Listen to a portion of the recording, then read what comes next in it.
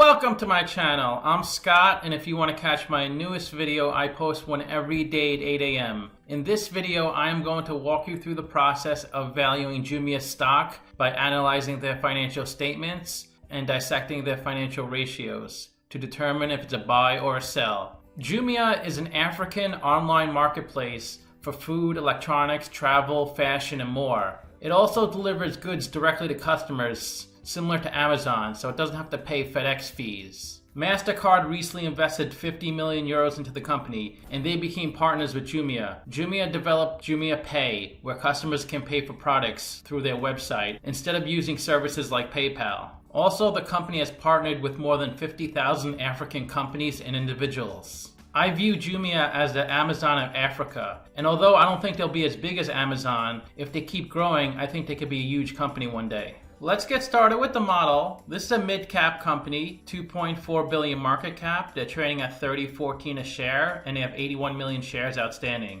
Let's look at the financials. The way you value a company is you estimate the future free cash flows, and then you discount that back to today's dollars. That's what we're doing in this video. And they have negative free cash flow every year. Net income is the profit and loss on the income statement. It's revenue minus expenses. They also have negative net income each year. And their revenue looks pretty good. It grows a lot from 2017 to 2019. It does drop in 2020 due to COVID. This is the company's income statement. The top line is the revenue, the sales for the year. Below that is the cost of revenue. Then their gross profit, which is the difference between revenue and cost of revenue. So you can see their gross profit is growing each year, but the operating expenses are so high. That's why they have negative operating income every year and negative net income. So this is common for a new company to have really high operating expenses because they're operating inefficiently. The way to operate at maximum efficiency is you have to grow the company a lot, which takes time. This is a breakdown of how the company generates revenue.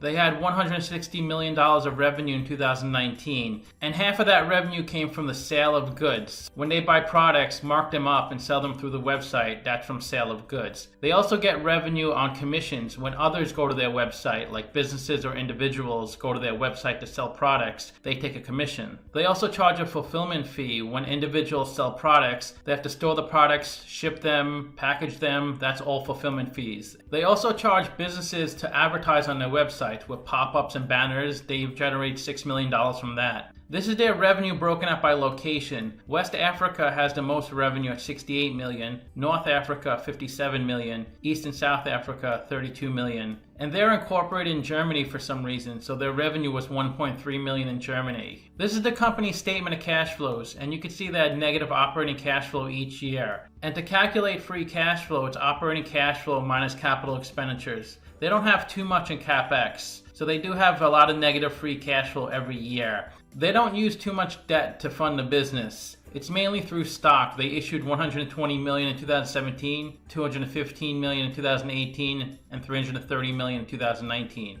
Capital stock is either common or preferred stock. Let's look at a capital structure. They have $11 million of debt, 216 million of equity. And their WACC is 14.5%, which is a blend of the cost of debt and cost of equity, and that's a discount rate we're going to apply to the future cash flows. All the numbers on the Excel spreadsheet are converted to US dollars, but their financials are all in euros. So let's apply the weighted average cost of capital to the future cash flows. We estimated 4 years of future free cash flows. We also estimated terminal value, which is all cash flows past year 4, that's 3.3 billion. We discounted those numbers back to today using the weighted average cost of capital. We get a value of the company of $1.8 billion. We divide that by 81 million shares.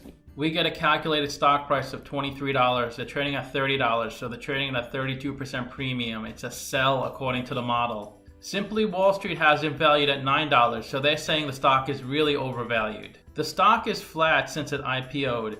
It did peak at $40 a share, and it looks like it dropped to about $10 a share at its lowest. But it's pretty steady since it started. The company has never paid a dividend and doesn't expect to pay dividends in the future because it needs to retain all the money in-house to grow the company. If you invested $10,000 when this company IPO'd, you'd have $9,700 today. That's a 3% loss. You can see the company has really grown its customer base. It had 2.7 million customers in 2017, up to 4 million, up to 6.1 million. And the number of orders grew a lot too, 14 million in 2018 to 26.5 million in 2019. This is a breakout of their sales. 20% is fashion, 13% is digital services, 12% phone, 10% food delivery, 10% beauty and perfumes, 12% home and living, 9% electronics, 9% of fast-moving consumer goods, and 3% other. The company has spent a lot of money and time building an innovative logistics system. It is the leading e-commerce fulfillment and express delivery service in all of Africa. So customers, when they order products, they can track the shipments using their cell phones. They can't do this with any other service in Africa. Their service is not only in big cities, it's also in some rural areas as well. This creates high barriers to entry because if a company entered this space, it would be very expensive to have to ship and deliver products to customers because it's not as easy as places that are more developed like the United States or in Europe. Since MasterCard invested 50 million euros into this company, they've developed a partnership, a 10-year agreement.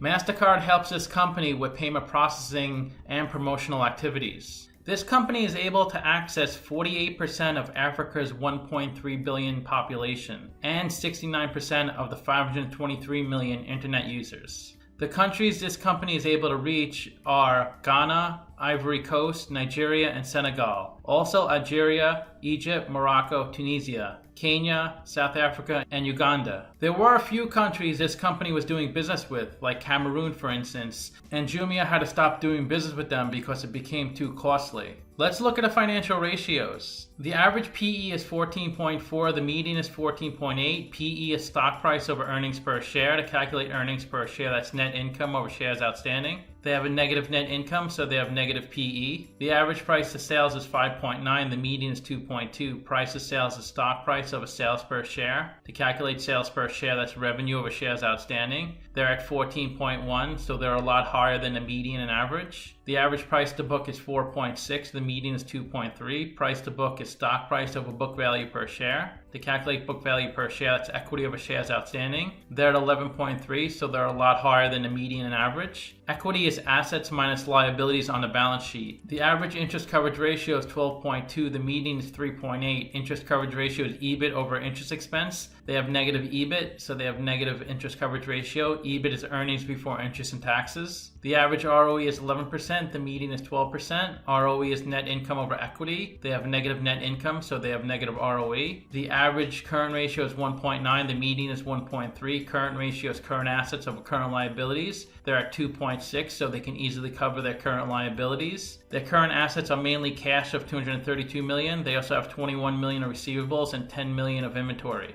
The best way to look at ratios to compare them with similar companies, I've done videos on Momo, JD, Alibaba, Amazon, Chewy, eBay, and Etsy, all in the same industry as Jumia.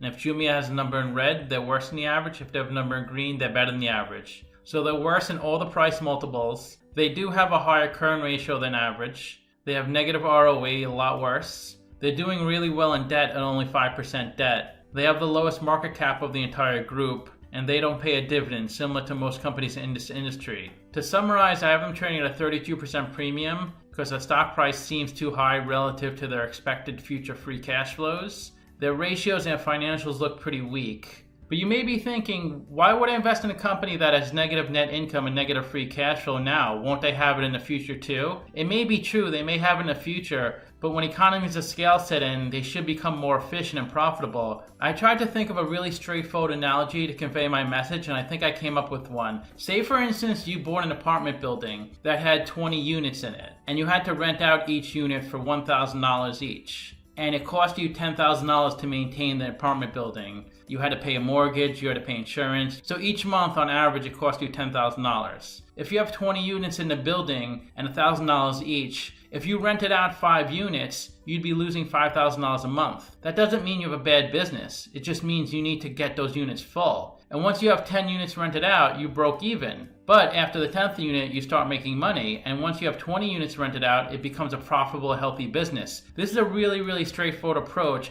but this is similar to most companies. It takes time to become efficient and profitable because in order to get good terms, they need to start shipping out lots of products and it becomes cheaper each product. Like Amazon and Walmart get great terms because they have such huge product demand. I know it could be a lot more complex analyzing a company to figure out these types of things, but think of it in a high level like I just explained it, and then try to scale down and it might make more sense. So let me know what you think. Give this video a like, subscribe, or comment below. Also, if you'd like to get a custom valuation or just support the channel, you can become a member by clicking on the link in the description below. Thanks for watching.